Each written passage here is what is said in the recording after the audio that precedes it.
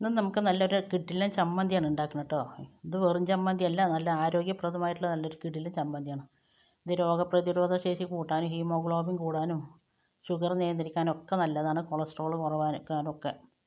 ഇതിൻ്റെ ഒന്നും മിസ്സാകാതിരിക്കാൻ വേണ്ടി നിങ്ങൾ വീഡിയോ മുഴുവനായിട്ട് സ്കിപ്പ് ചെയ്യാതെ ഒന്ന് കാണാം. വീഡിയോ ഇഷ്ടമായി എല്ലാവരും ലൈക്ക് ചെയ്യാനും സബ്സ്ക്രൈബ് ചെയ്യാതെ കണ്ട പുതിയ കൂട്ടുകാരുണ്ടെങ്കിൽ സബ്സ്ക്രൈബും കൂടി ചെയ്ത് സപ്പോർട്ട് ചെയ്യാനൊന്നും മറന്നു വരുന്നത് കേട്ടോ.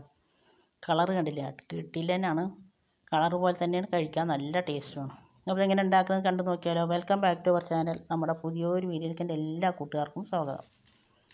ഇനി നമുക്ക് ഇതിലേക്ക് വേണ്ടിയിട്ട് ഞാൻ ആദ്യം ഒരു ചട്ടി അടുപ്പിൽ വെച്ചിട്ടുണ്ട്. ചട്ടി അടുപ്പിൽ വെച്ച് ചൂടായതിന് ശേഷം ഞാൻ ഇതിലേക്ക് ഒരു 5-6 മുളകിട്ട് കൊടുക്കുന്നുണ്ട്. അത് നിങ്ങളുടെ എരിവിനനുസരിച്ചിട്ട് മുളകിട്ട് കൊടുക്കുക. ഞാനിത് എണ്ണയൊന്നും ഒഴിക്കാണ്ട് നമ്മൾ അടുപ്പിലൊക്കെ ഇട്ട് ചുട്ടെടുക്കണ പോലെ അങ്ങനെയാണ് കേട്ടോ ഞാൻ വറുത്തെടുക്കുന്നത്. നിങ്ങളുടെ അടുപ്പിൻ്റെ സൗകര്യം ഉണ്ടെങ്കിൽ കനലിലിട്ടിട്ടൊന്ന് മുളക് കരിയാണ്ട് ചുട്ടെടുത്താൽ മതി.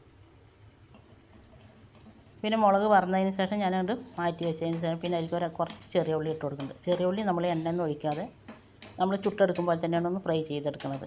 എണ്ണ ഒഴിക്കരുത് കേട്ടോ. അപ്പോൾ ഇതിങ്ങനെ ചുട്ടെടുക്കുന്ന പോലെ ഫ്രൈ ചെയ്തെടുക്കുമ്പോൾ നല്ലൊരു ടേസ്റ്റാണ് നമ്മുടെ ചമ്മന്തിക്ക് ഉണ്ടാകുക. അതുപോലെ തന്നെ കരിഞ്ഞും പോകരുത്. ഇതിപ്പോൾ എല്ലാ ഭാഗവും ചെറിയ ഉള്ളീൻ്റെ കളർ വന്നിട്ടുണ്ട്, കരിഞ്ഞിട്ടൊന്നുമില്ല. ഇനി അത് അടിയിൽ നിന്ന് ചൂടാറട്ടെ. അപ്പോഴേക്കും നമുക്ക് ഇതിലേക്ക് വേണ്ട നമ്മുടെ മെയിൻ ഇൻഗ്രീഡിയൻ്റായ ഞാവൽപ്പഴമാണ് ഞാൻ എടുക്കുന്നത്. ഞാവൽപ്പഴത്തിൻ്റെ കുരു ഒന്ന് കളഞ്ഞിട്ടെടുക്കണം കേട്ടോ. നിങ്ങൾക്ക് എത്രത്തോളം ആവശ്യമുണ്ടോ അതിനനുസരിച്ചിട്ട് എടുക്കുക. ഇവിടെ ഞാവൽപ്പഴം വാങ്ങിക്കൊടുന്നിട്ട് കുറച്ചൊക്കെ കഴിച്ചിട്ടുണ്ടായിരുന്നു, ബാക്കി ഫ്രിഡ്ജിൽ വെച്ചിരിക്കുകയായിരുന്നു കേട്ടോ. അപ്പോൾ അത് വെച്ചിട്ട് ഞാൻ മുമ്പ് ഒരു ദോശൻ്റെ റെസിപ്പി ഇട്ടിട്ടുണ്ടായിരുന്നു. ക്രിസ്പി ആയിട്ട് നല്ല കിടിലൻ ദോശയുണ്ട് കേട്ടോ. അത് കാണാത്തവരുണ്ടെങ്കിൽ അതിൻ്റെ ലിങ്ക് ഞാൻ ഡിസ്ക്രിപ്ഷൻ ബോക്സിൽ കൊടുക്കുക. അതുപോലെ തന്നെ ഈ ചമ്മന്തി നല്ല ടേസ്റ്റാണ്. ഒരു പ്രാവശ്യമെങ്കിലും നിങ്ങളൊന്ന് ഉണ്ടാക്കി നോക്കിയാൽ പിന്നെ നിങ്ങൾ എപ്പോഴും ഇത് ഉണ്ടാക്കും. ഇനി അത് ഞാവൽപ്പഴമൊക്കെ കുരു കളഞ്ഞെടുത്തതിന് ശേഷം ഞാൻ മിക്സിൻ്റെ ചെറിയ ജാറെടുത്തിട്ട് പൊടിക്കണത്. അതിലേക്ക് നമ്മൾ വറുത്ത് വെച്ച മുളക് ഇട്ട് കൊടുത്തിട്ടുണ്ട്. പിന്നെ നമ്മൾ വറുത്ത് വെച്ച ഉള്ളി ഇട്ട് കൊടുക്കുന്നുണ്ട്. ഇനി ഞാനിതിലേക്ക് ഇട്ട് കൊടുക്കുന്നത് ഇഞ്ചിയാണ് കേട്ടോ. നിങ്ങൾ ഉള്ളി വറക്കണ സമയത്ത് വേണമെങ്കിൽ 2 വെളുത്തുള്ളിയും കൂട്ടി വറക്കട്ടെ, ഞാൻ എടുത്തിട്ടില്ല.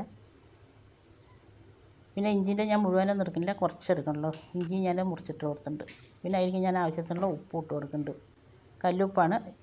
ഇതിലേക്ക് 2 ഇല്ലി കറിവേപ്പിലയും ഞാൻ ഇട്ട് കൊടുക്കുന്നുണ്ട് കേട്ടോ.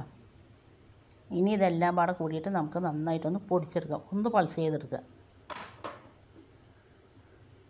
അതേപോലെ ഒന്ന് പൾസ് ചെയ്തെടുത്താൽ മതി. ഇനി ഞാനിതിലേക്ക് എടുക്കുന്നത് തേങ്ങയാണ് കേട്ടോ. ഞാനിത് ഒരു മുറി തേങ്ങ ഒന്നും എടുക്കണില്ല. ഞാനിപ്പോൾ ഇത് ഫ്രീസറിൽ വെച്ച തേങ്ങ ഉണ്ടാവും. ഫ്രീസറിൽ നിന്ന് ഞാൻ എടുത്തു കൊടുന്ന് പുറത്തൊന്നും വെച്ചിട്ടില്ല. ഫ്രീസറിൽ നിന്ന് എടുത്തു കൊടുക്കുന്ന പാടെ തന്നെ ഞാൻ മിക്സിയിലേക്ക് ഇടുകയാണ്. ഇത് കട്ടൊന്നും കുത്തില്ല കേട്ടത്. അപ്പോൾ ഞാനിതിന് ഒരു ഡപ്പി തേങ്ങ എടുത്ത് വെച്ചിട്ടുണ്ടായിരുന്നു. അപ്പോൾ അത് കഴിഞ്ഞതാണ്. നമുക്ക് ആവശ്യത്തിനുള്ള തേങ്ങ ഇട്ടതിന് ശേഷം ഞാൻ ഇതിലേക്ക് കുറച്ച് പുളി ഇടുന്നുണ്ട്. പുളി ഇടുമ്പോൾ കുരു ഇല്ല എന്നുള്ള ഉറപ്പ് വരുത്തുക. എന്നിട്ട് നന്നായിട്ട് കഴുകിയതിന് ശേഷം ഇട്ട് കൊടുക്കുക.